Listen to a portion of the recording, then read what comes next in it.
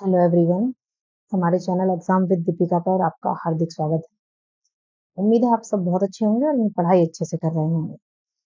आने वाले समय में आपके बहुत ज़्यादा एग्जाम्स आने वाले हैं और बहुत अच्छे एग्जाम्स आने वाले हैं, तो अपनी पढ़ाई करते रहिएगा और कंटिन्यू रिवीजन करते रहिएगा।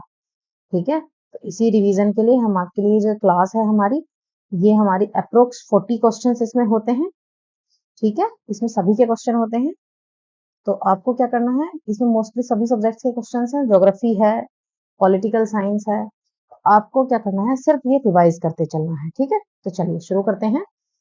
हमारा पहला क्वेश्चन है, वैदिक भजनों या मंत्रों के संग्रह को किस नाम से जाना जाता है?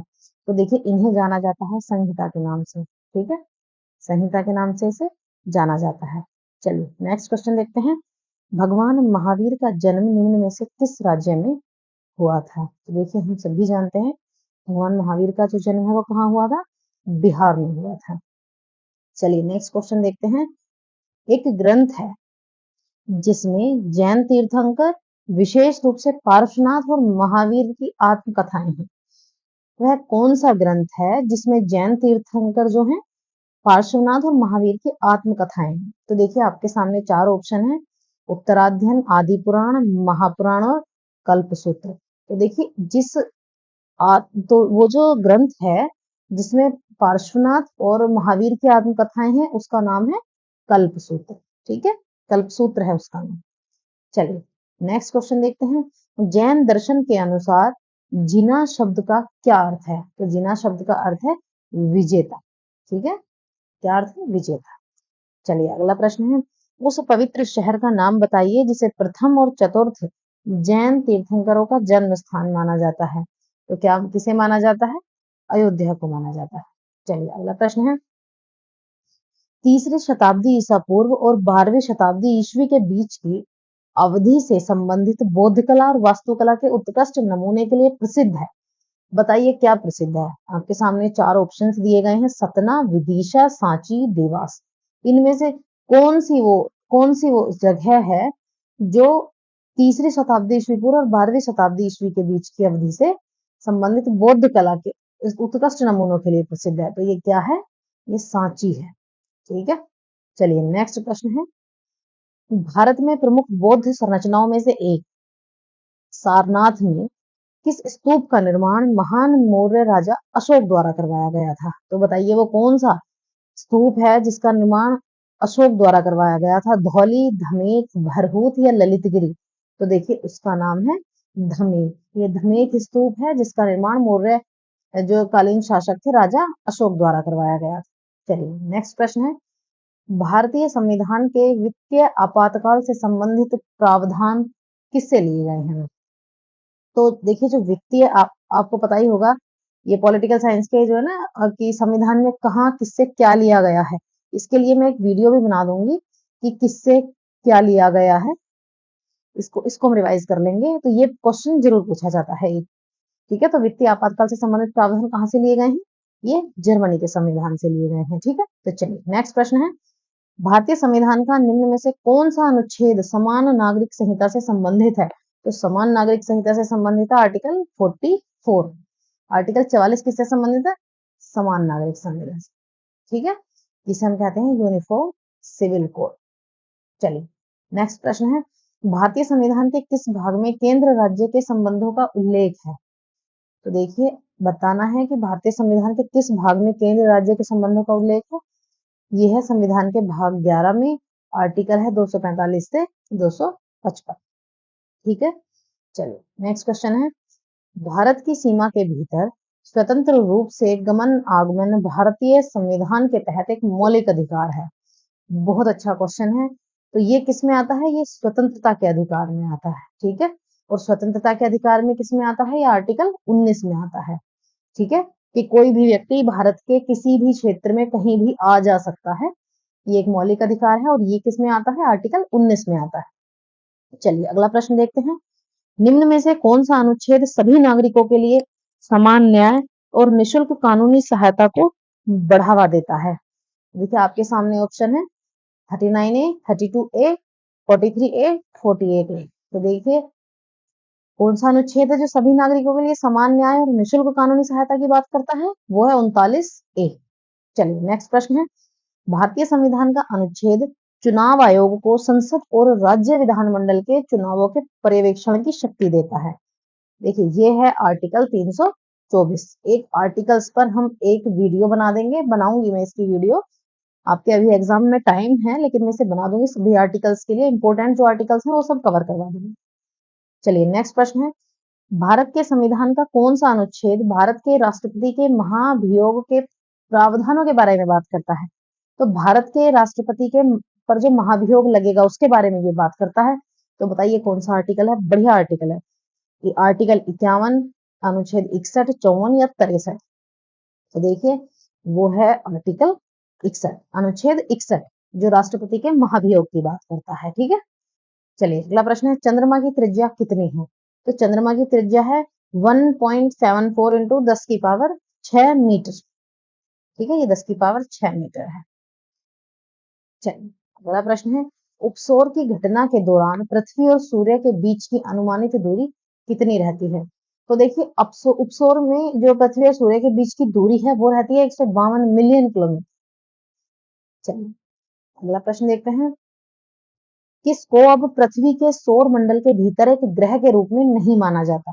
आपके सामने चार ऑप्शन है, नेपच्यून, प्लूटो, मंगल, यूरेनस। इनमें से कौन सा है जिसे अब ग्रह नहीं माना जाता? ठीक है, पहले इसे ग्रह माना जाता था। तो देखिए ये प्लूटो है। प्लूटो को पहले ग्रह की श्रेणी में रखा गया था, परंतु बाद में इसे ग्रह की श्रेणी से हटा दिया गया, क्योंकि ये ग्रह होने की जो कंडीशंस हैं उनको कंप्लीट नहीं करता। ठीक है, तो पहले इसे ग्रह की श्रेणी में रखा गया, बाद में इसे ग्रह की श्रेणी से हटा दिया गया। चलिए नेक्स्ट प्रश्न है, कौन सा ग्रह सल्फ्यूरिक अम्ल की सफेद और पीले बादलों की मोटी परत से बना हुआ है? तो देखिए ये है शुक्र। जो शुक्र है, शुक्र ग्रह जो है वो सल्फ्यूरिक एसिड की सफेद और पीले बादलों की परत से बना हुआ है और वो काफी मोटी परत है। चलिए अगला प्रश्न है, पृथ्वी के चुंबकीय क्षेत्र के लिए कौन जिम्मेदार है? देखिए पृथ्वी के चुंबकीय क्षेत्र के लिए उसका बाह्य टोड जिम्मेदार है। अगला प्रश्न है, चंद्रमा किस तरह के पिंड का उदाहरण है? तो चंद्रमा को जो हम कहेंगे वो किस प्रकार का पिंड कहेंगे? वो है अदीप्त पिंड, नॉन लुमिनियस, क्योंकि चंद्रमा के पास इतना प्रकाश नहीं होता। देखिए चंद्रमा जो चमकता है वो सूर्य के प्रकाश की वजह से चमकता है, और जब हम चंद्रमा को देखते हैं वो उसकी जो एक ही साइड है वही चमकती रहती है। ठीक है, तो चंद्रमा के पास अपना प्रकाश नहीं होता, वो अदीप्त है, वो स्वयं का प्रकाश उत्पन्न नहीं करता है, वो सूर्य के प्रकाश के कारण ही हमें चमकता है। चलिए अगला प्रश्न देखते हैं, किस प्रक्रिया द्वारा पृथ्वी की भूपर्पटी गति करती है, ऊपर उठती है या निर्मित होती है? पृथ्वी की भूपर्पटी की बात होती है तो ये है पटल विरूपण के कारण पृथ्वी की भूपर्पटी गति करती है, ऊपर उठती है और निर्मित होती है। चलिए नेक्स्ट प्रश्न है, मिश्रित अर्थव्यवस्था क्या है? तो आपको पता होगा भारत में कौन सी अर्थव्यवस्था है, ये मिश्रित अर्थव्यवस्था है।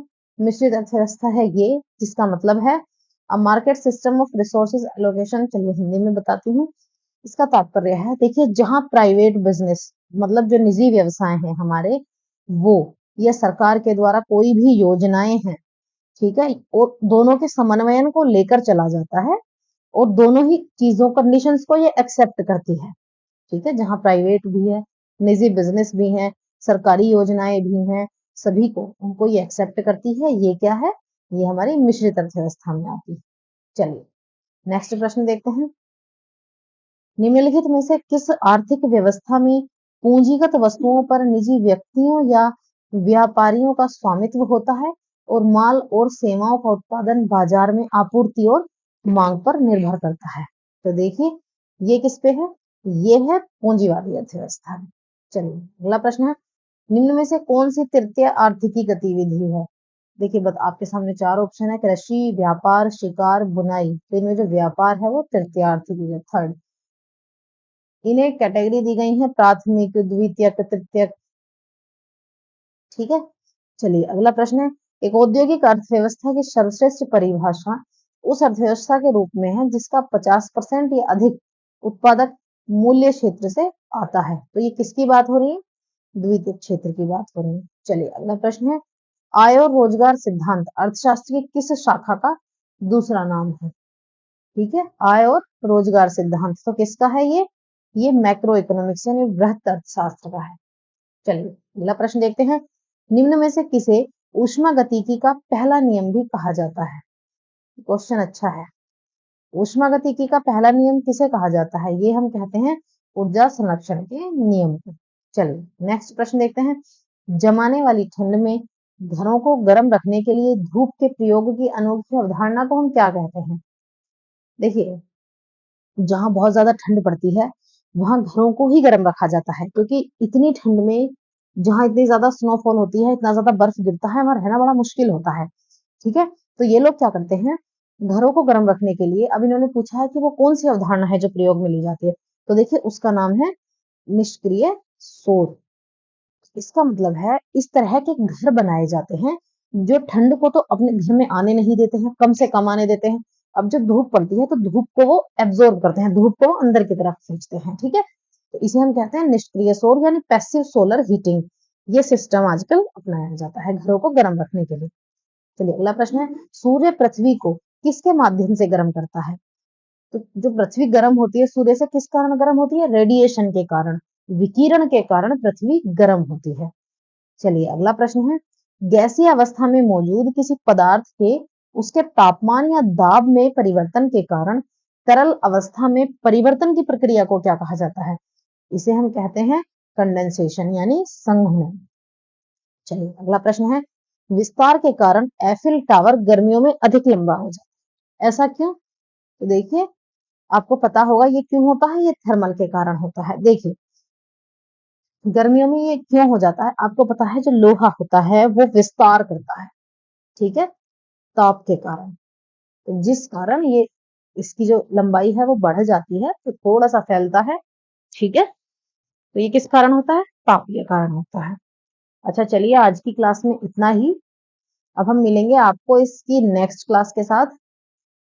तब तक के लिए हमारे, यदि आपको वीडियो हमारी पसंद आती है, थोड़ी भी हेल्पफुल लगती है, तो आप हमारे चैनल को सब्सक्राइब करें, वीडियो को लाइक एंड शेयर करें। ठीक है, तो चलिए हम मिलते हैं इसकी नई क्लास के साथ। Thanks for watching.